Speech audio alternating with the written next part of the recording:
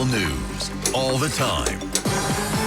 This is 1010 Wins on 92.3 FM. You give us 22 minutes, we'll give you the world. You can mark it at 31 degrees here at 420. I'm Larry Mullins, and here's what's happening this afternoon. AccuWeather says don't look now and don't let the sun skies fool you. We got another round of fluff coming in the overnight, folks. We're not talking Posturepedic pillows. Hang on a minute. Got a bit of controversy from the snowstorm the day after, and some people want to know why the kids have to go back to school today. Mayor Mamdani defended it. On Long Island, where they got up to 30 inches of snow on the ground. How long do you think it's going to take to melt? I don't know, maybe June. June? We'll take you there. Speaking of the kids, by the way, Mayor Mamdani told them, go ahead, come and get me. I don't mind the snowballs.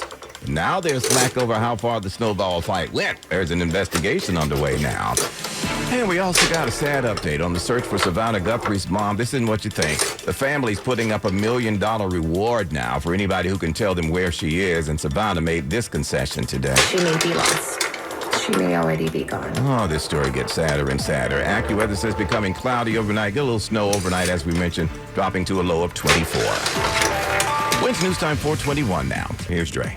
Let's go to New Jersey. We have heavy southbound delays on Route 9 passing Route 78 and heading right into Newark Airport. I'm sure with all those flight cancellations yesterday that people are dealing with the delays because of that and the slow traffic into the airport. Now the westbound side of 280 in New Jersey from Harrison passing 21 on 280 is bumper to bumper. And you have more delays as you travel on the westbound side of Route 3 just west of 17 right by MetLife Stadium and heading towards 21. There's a stall there knocking out a lane. 17 itself in New Jersey is very slow between Route 4 and the Route 80 area round trip. In Westchester County, look out for slowdowns on the westbound Cross County Parkway by Yonkers Avenue. Here's what you need to know about the bridges and tunnels. You're not going to get much better than this at the outbound Lincoln and Holland. It's just wide open. Maybe you need 5 minutes. Inbound Lincoln and Holland are just 10 on the inbound side. Now the inbound George Washington Bridge is the same, about 10 minutes, and then gets slow on the eastbound Cross Bronx by Webster Avenue. Outbound's going to be more of a 20-minute variety. Northbound FDR, you're slow from the 59th Street Bridge up to the 90s. Local avenues or West Side Highway would be better. Andre Ferro, 1010 Wins on 92.3 FM. It's the day after the big snow, and AccuWeather says if you haven't had enough, don't worry. More's coming in tonight. Right. By the time your head hits the pillow tonight after a game where the Knicks beat the Cavaliers, I digress. AccuWeather says we'll get a dusting to an inch of snow. That'll greet you when you wake up in the morning. Meteorologist Brian Thompson here now with the Weather Center to tell us more. Huh? Yeah, Larry, we've had temperatures around the freezing mark today. We've had a pretty clear day, pretty sunny, but clouds increase tonight. No is this evening, probably even into the first part of the overnight, so most of the snow will be very close to daybreak tomorrow and into the morning commute tomorrow. Might be some rain mixed in. Temperatures are going to be rising as this moves in, so even though we'll drop into the 20s tonight, we'll end up near or even above freezing tomorrow morning. Now, the snow could accumulate a coating to an inch, maybe up to 2 inches in some spots north and west of 287.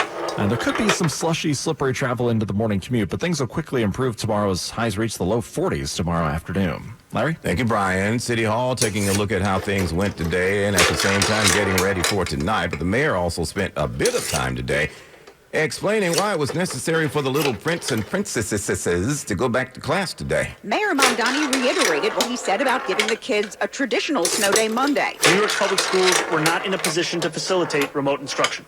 With students coming back from midwinter break, it was not possible to ensure that enough students had the devices they needed to effectively participate in remote learning.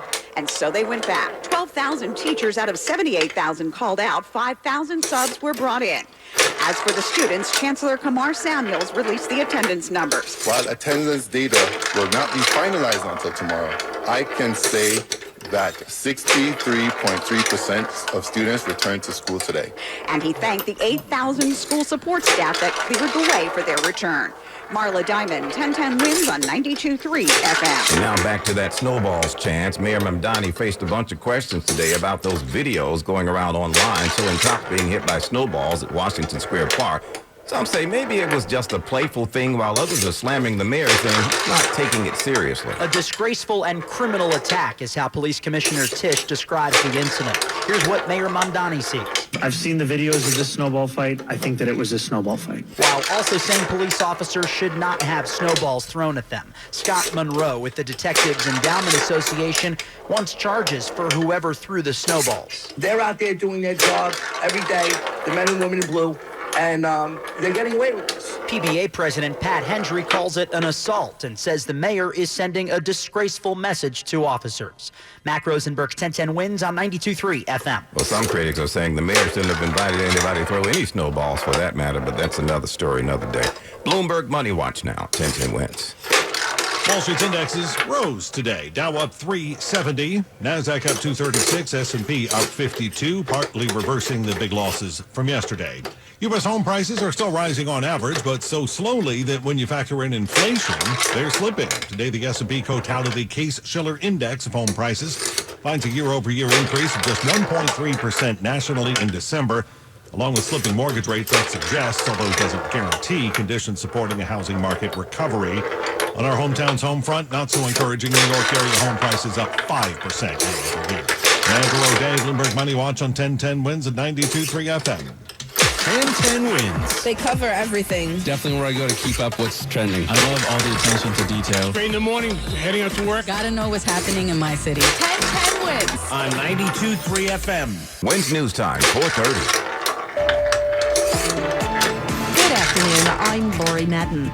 It's been nearly a month now since Nancy Guthrie was reported missing. Authorities in Arizona believe she was forcibly removed from her home, and her daughter, Today Show host Savannah Guthrie, posted a new message today. It is day 24. On Instagram, Savannah Guthrie with a new plea for information on the whereabouts of her mother. She may be lost. She may already be gone. The Guthrie family now offering its own $1 million reward on top of money already being offered by others. But we need to know where she is. Family sources tell ABC News that Guthrie's wanted to offer the reward sooner, but was advised against it. Law enforcement still has no suspects and does not know Nancy Guthrie's whereabouts. Alex Stone, ABC News. Wednesday's time, 4:31. Let's get you where you need to go. Here's Andre Farrow. And traffic is definitely light today. We do have trouble spots, though, from the storm, like that big pothole on the westbound side of the BQE heading towards Broadway in Queens, right around Roosevelt Avenue, where the center lane has this huge pothole. So just be careful in that vicinity. In Manhattan, look out for police activity on the FDR. This is in the northbound direction by 65th Street. Center lane is blocked. And again, take it slow through the incident scene. Go with local avenues if you don't want to deal with that delay, or go with the West Side Highway if that works for you, which is moving well in and out of Manhattan. The outbound Lincoln and Holland, wide open. Maybe you need 10 minutes at the Lincoln. Holland looks to be a little bit better. Inbound George Washington Bridge is what you need to know about the bridges and tunnels. Wide open on the inbound side. The outbound side is more like 15 minutes. But the problem is once you head inbound with the George, you also have those eastbound delays on the Cross Bronx. What else is new over by Jerome Avenue? Northbound Deegan heading away from the Cross Bronx is seeing a lot of volume heading up towards Van Cortlandt Park, and the westbound side of the Cross Bronx right by the Bronx River Parkway and passing the Sheridan, you do have some delays there. Not much at the Throgs Neck.